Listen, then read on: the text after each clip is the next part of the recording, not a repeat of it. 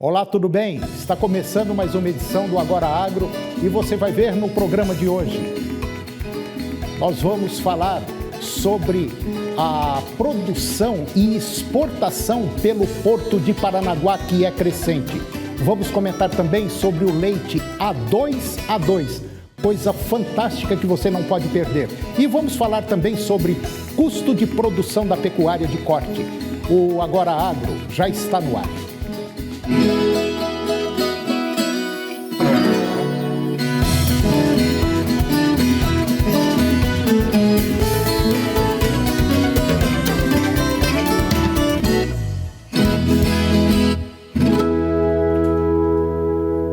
O volume de soja embarcado pelo corredor de exportação do Porto de Paranaguá nos últimos 8 meses já supera em 5% o total exportado no ano passado. De janeiro a agosto deste ano, foram quase 11 milhões de toneladas exportadas do grão. No ano passado inteiro, de janeiro a dezembro, foram pouco mais de 10 milhões de toneladas da oleaginosa embarcadas pelo complexo. Considerando todos os grandes granéis movimentados, o volume chegou a cerca de quase 15 milhões de toneladas de soja, farelo e milho.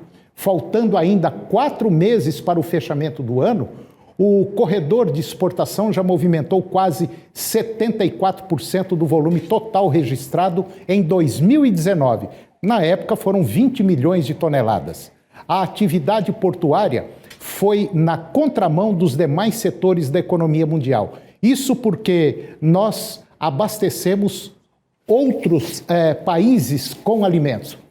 O Paraná, um grande produtor, considerado celeiro do mundo, e está aí registrando uma alta no volume de soja exportado pelo Porto de Paranaguá.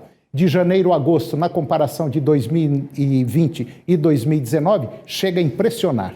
Este ano, com as quase 11 milhões de toneladas, o total de soja em grão embarcado pelo corredor é 52% maior que as 7 milhões de toneladas do ano passado.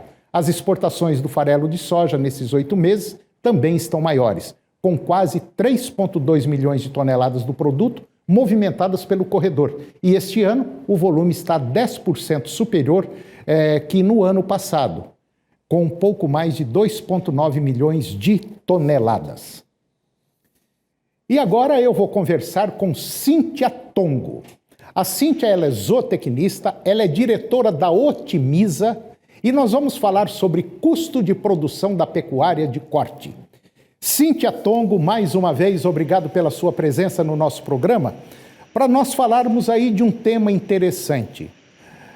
Eu sei que para o pecuarista o que manda é a arroba do boi. A arroba do boi 220, 230 e está subindo e vai explodir, tá. Mas tem gente vendendo a arroba do boi a 230, 235 e toma cuidado porque não paga o custo de produção. Cíntia, obrigado pela sua presença. Toninho, eu que agradeço mais uma vez aqui com você. Sempre muito bom estar no programa, podendo compartilhar um pouco com todo mundo. Ô Cíntia, o que eu acabei de comentar agora é mais ou menos real, né? Tem gente aí vendendo arroba a um valor muito bom, mas o custo de produção não está dando não, né? Não, tem gente aí soltando fogo de artifício. Realmente a pecuária está passando por um momento bom, né? Na verdade, equilibrou a arroba de venda, graças a Deus, a gente está recebendo um valor muito bom. Mas vem aí também a reposição.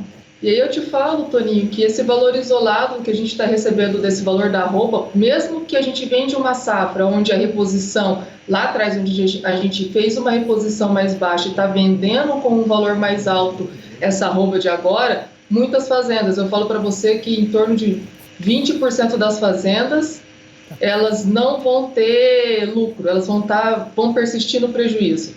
Vou te falar o porquê. Você avaliar só essa arroba de venda de uma maneira isolada, a arroba, ela bonifica os eficientes, né? Então ela agrega resultado, mas ela não faz milagre para os ineficientes, então ainda tem muita fazenda rodando aí no prejuízo. Ô Cíntia, deixa eu te fazer uma pergunta. Quando o pecuarista pensa que a situação começa a melhorar, nós temos que observar também que lá atrás, o valor que foi, às vezes, gasto para chegar numa arroba do boi aqui, hoje essa arroba do boi deveria estar bem acima de R$240, não é? O que acontece é assim, Toninho, muitas propriedades não têm o custo da sua produção, não tem sabe o custo que está pagando na arroba, que está comprando, sabe qual que é o custo da arroba que está vendendo, mas não tem o seu custo da arroba produzida na propriedade, então do que adianta? Né? Então ele tem todo o esforço, toda uma operação, que aí a gente sempre fala que o que está na mão da gente, a nossa eficiência é na porteira para dentro. Né, para você ver, tem gente vendendo a arroba a 243, 245, 240 e está ficando no prejuízo porque foram ineficientes em produzir a arroba dentro da propriedade.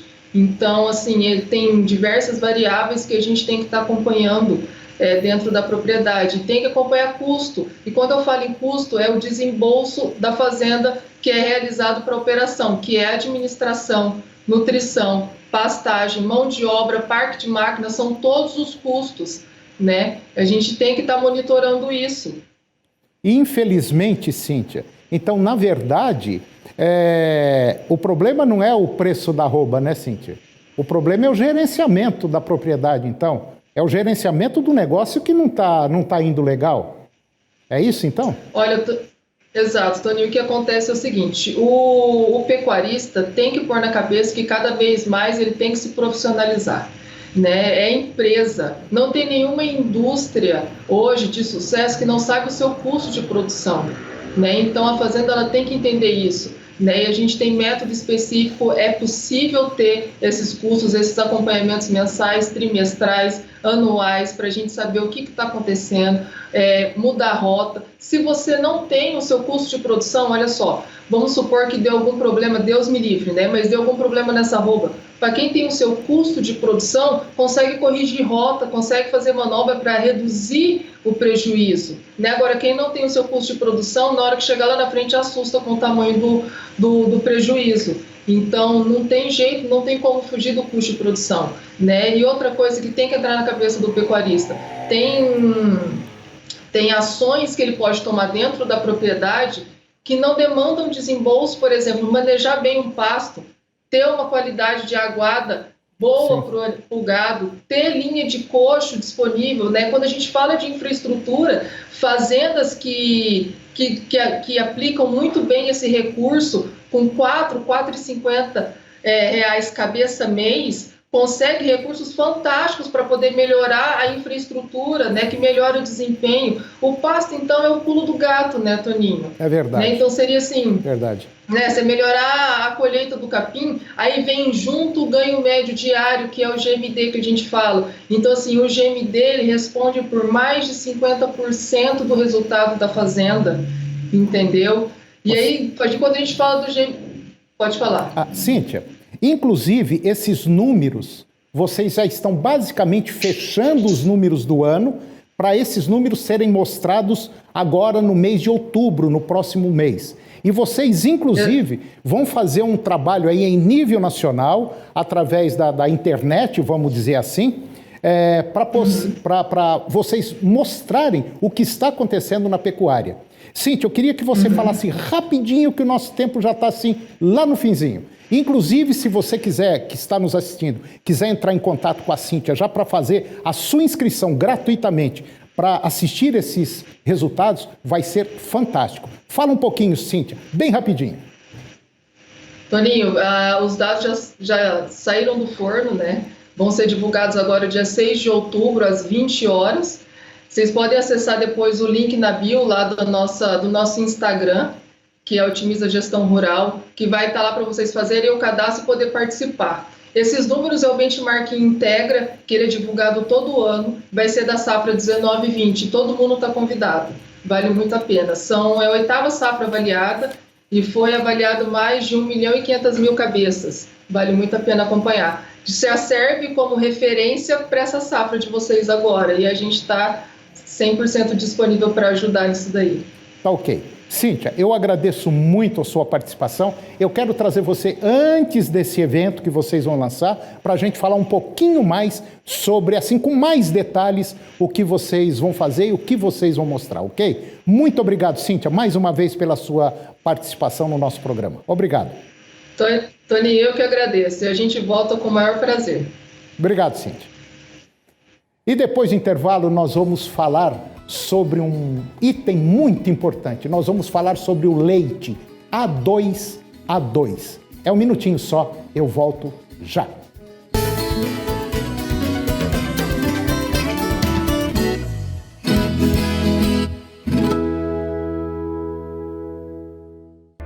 No portal Pai Eterno, você tem acesso ao conteúdo oficial do Santuário Basílica de Trindade.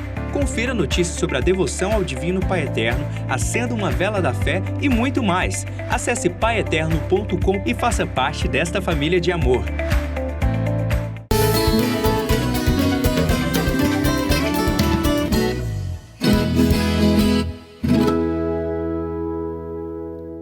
Resiliência é a palavra-chave para mercados eficientes, como é o caso da cadeia produtiva da carne bovina brasileira.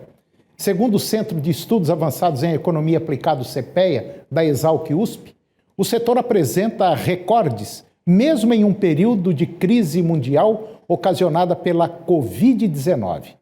Como pontua pesquisadores do Centro de Estudos, lá do CPEA, as intensas exportações brasileiras da carne e a oferta restrita de animais para abate mantiveram as médias mensais da arroba em patamares recordes no mercado brasileiro.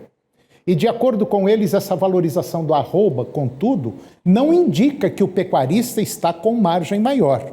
Isso ocorre porque os animais de reposição bezerro e boi magro estão sendo negociados igualmente em patamares recordes reais das respectivas séries do CPEA. Além da reposição, que representa mais da metade dos custos de produção de pecuaristas recriadores, a forte valorização do dólar neste ano elevou os preços de importantes insumos pecuários que são importados. E é assim que afirma o CPEA. E agora eu vou conversar com a doutora Clarice Gebara. Ela é doutora em tecnologia de alimentos, ela é presidente do CBQL, é professora da Universidade Federal de Goiás e nós vamos falar de um tema que pouca gente, mas muito pouca gente conhece. Nós vamos falar sobre o leite de vaca, A2A2. Professora Clarice, muito obrigado pela sua presença aqui no nosso programa para falar de um tema importantíssimo, que é o leite A2A2. Tudo bem? Tudo bem, eu que agradeço aí poder participar desse programa e falando de um tema tão importante. Professora, nós temos duas coisas que a maioria das pessoas fazem confusão. A primeira é alergia à proteína do leite e a outra é intolerância à lactose. E tem gente que passa muito mal com isso. Qual a diferença de um para o outro? Tá. Vamos lá. A intolerância à lactose é um dos sintomas mais comuns aí associados a pessoas que não conseguem digerir bem o leite. Ela vai estar muito relacionada à dificuldade de digerir o açúcar do leite, que é a lactose. Então, esse açúcar do leite, ele chega lá no intestino sem quebrar, e por isso as pessoas têm vários sintomas, como gases, né, a flatulência, a distensão abdominal e dor na barriga. Isso é quando a pessoa não consegue quebrar esse açúcar do leite, porque falta ou tem uma pequena quantidade de uma enzima para quebrar esse açúcar. Né? Então, a intolerância está relacionada ao açúcar, ao carboidrato do leite, que é a lactose. A alergia à proteína do leite é bem diferente. Aí é uma reação alérgica, né, à proteína, uma das proteínas que existem no leite. Nós temos as caseínas e as proteínas de soro. A pessoa pode ter alergia a várias delas, né, dentro das caseínas ou das proteínas do soro. E os sintomas são muito mais graves, então geralmente vão ser aquelas erupções, vermelhão na pele, a pessoa pode até ter problemas respiratórios, né, e também são sintomas bem mais graves. É muito mais comum a alergia à proteína do leite em crianças. né? A maioria dos casos de alergia à proteína se resolve aí até os 4 anos de idade. Já a intolerância à lactose pode acontecer mesmo em adultos. Bom, então veja bem, nós temos uma vaca, essa vaca produz leite. Sim. Bom, só que esse leite, para muita gente, leite é leite, tanto aqui quanto em qualquer outro lugar. Só que não é bem assim. Nós temos algumas raças, alguns tipos de animais, por exemplo, que produzem um leite diferente do leite comum.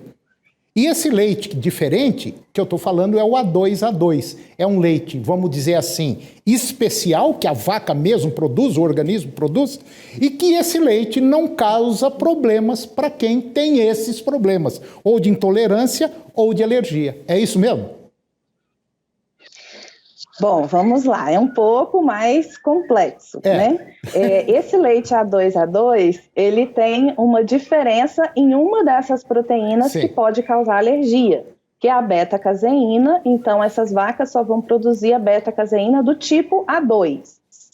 A única diferença que tem dessa beta-caseína do tipo A2 para do tipo A1 é um único aminoácido. Então, é uma substânciazinha que é diferente de uma proteína para outra. E isso o que vai acontecer? Durante a digestão desse leite, a gente não vai formar uma outra substância, que é o que a gente chama de BCM7, que é a beta-casomorfina 7. Essa beta-casomorfina 7, ela causa problemas de digestibilidade e ela acaba também acentuando um processo inflamatório que algumas pessoas têm quando ingerem o leite. Então, para pessoas que têm dificuldade de digerir o leite, esse leite A2A2 pode favorecer e muito, ele pode ajudar bastante. E para pessoas que têm intolerância à lactose e que também têm sensibilidade a essa substância, esse BCM7, os sintomas vão ficar mais leves quando a pessoa consome o leite A2A2.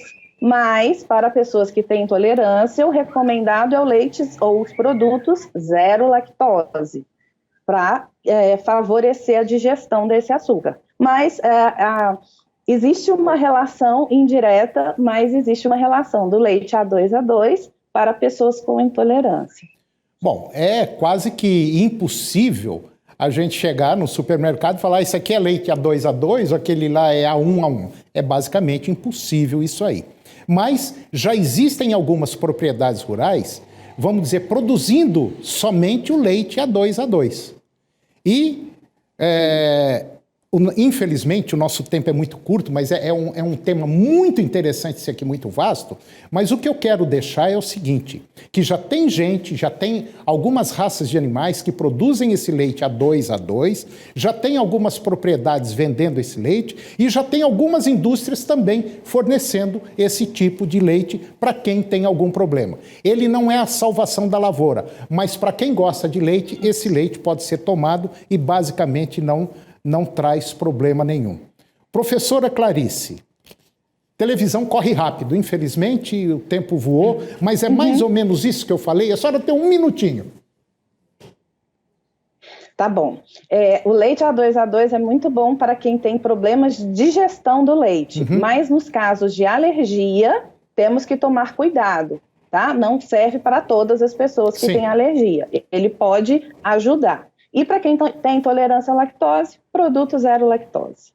Bom, professora Clarice, eu quero trazer a senhora mais vezes aqui para a gente comentar sobre esse tema, porque eu sei que é de largo interesse, não só da população, para quem gosta de leite, mas também para o produtor de leite, porque o leite A2A2 é um pouquinho mais caro do que o leite convencional. Correto? Tá certo? Correto. Professora, muito obrigado pela presença da senhora no nosso programa. Eu gosto desse tipo de assunto e nós vamos trazê-la aqui mais vezes, ok? Muito obrigado. Muito obrigada. Eu que agradeço. Tá ok. E o programa de hoje chegou ao fim. E eu termino com a seguinte frase. Grandes realizações não são feitas por impulso, mas por uma soma de pequenas realizações. Um grande abraço, muito obrigado pela sua companhia. Que Deus os abençoe. E até o próximo programa.